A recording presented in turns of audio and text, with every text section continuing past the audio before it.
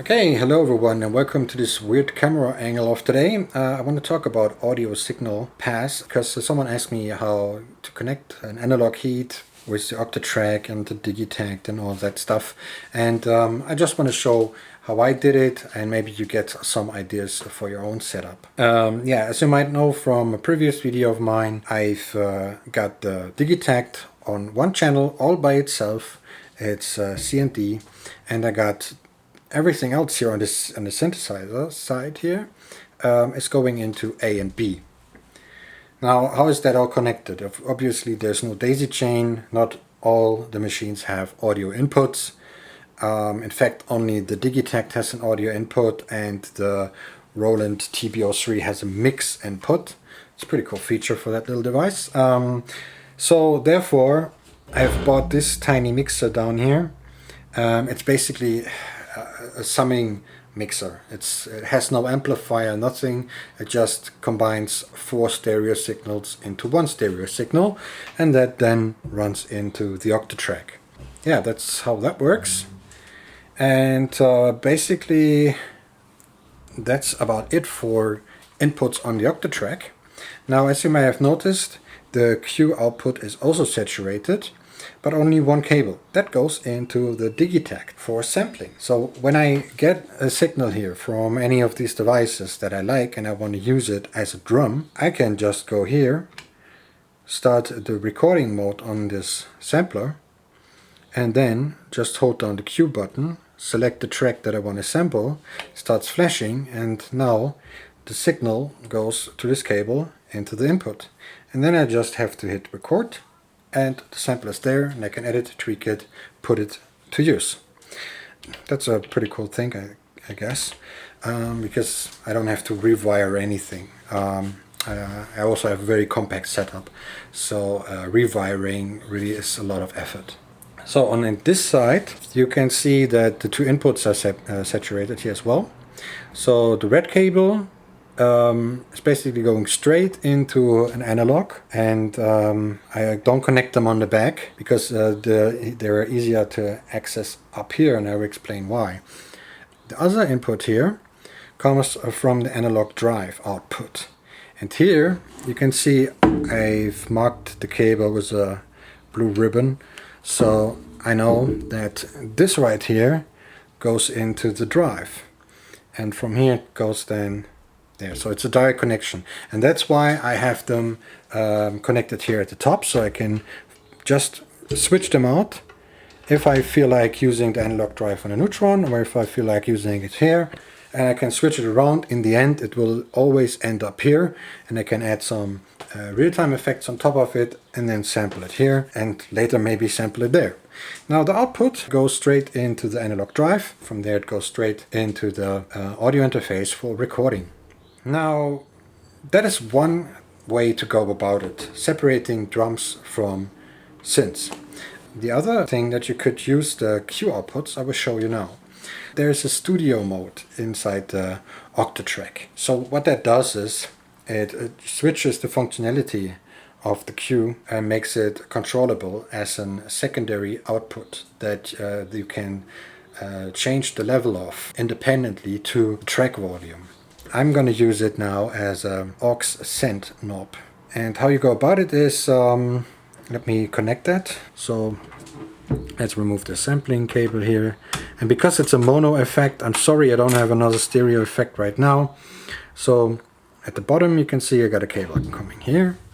And we'll just remove the input from the analog drive. And that's the output from Q. Goes into the effect machine. So just imagine this is your, I don't know, your reverb or delay or whatever. It works with anything, it's the same method. Now, as we know, the output goes back into the input, or in this setup it goes to the Digitone and then into the input, but whatever works. And now I have to go into project, and let me activate the Octacam here. Okay, first thing we do is we go into the project configuration, down to control, audio. Then in the second window it says Q, we go on studio and exit out. And now you can see that the level knob here in the level meter has gotten a bit wider, I think. The reason for that is when you now change the level, you can see that half of it stays where it's at. And that is the amount of Q volume that is sent out. So when you now hold down Q, you can control the other half of this scale. Alright, so one is level, one is Q amount. Now we're going to use that to determine how much of the signal we want to send to the effect machine. So we bring it down because we want to start off clean, and that is something you have to do, unfortunately, on all tracks. After the first time you activated the studio mode, by default the Q level is up to 100 on all tracks. So you have to dial it down on all the tracks first. With that in place, let's hear the beat. Sounds normal. Now bring down the level. And now I bring up the Q.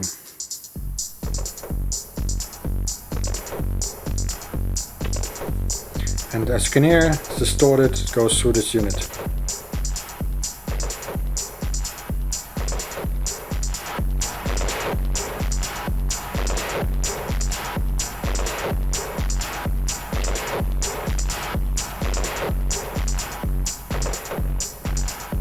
And that of course works in parallel.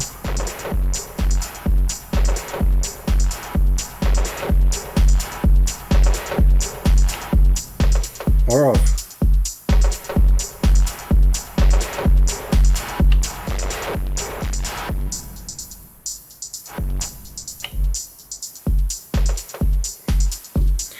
So, and of course the loudness of the effect machine is determined how loud it has an output, and it also goes through the Digitone, so it's a bit more tame than the actual volume.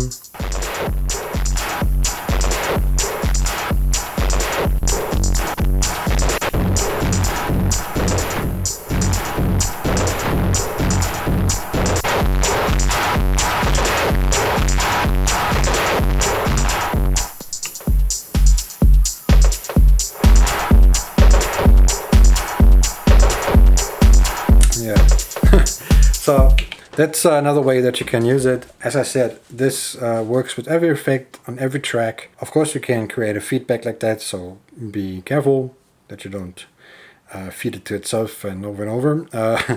But other than that, works pretty nicely, I must say. And yeah, that's a good way to use the studio mode on the Octatrack. So yeah, that's it for me now. I'm gonna build back my setup here and put everything back to where it belongs. And I have an announcement to make. Tomorrow I'm getting a new synthesizer. I get the MicroFreak. I kind of like what I saw, and I think it will fit nicely on this spot here. So yeah, looking forward to that. So in the future I will probably make some videos about it. But anyway, thanks for watching. Hope you learned a thing or two. Leave a comment, leave a like. Thanks for watching.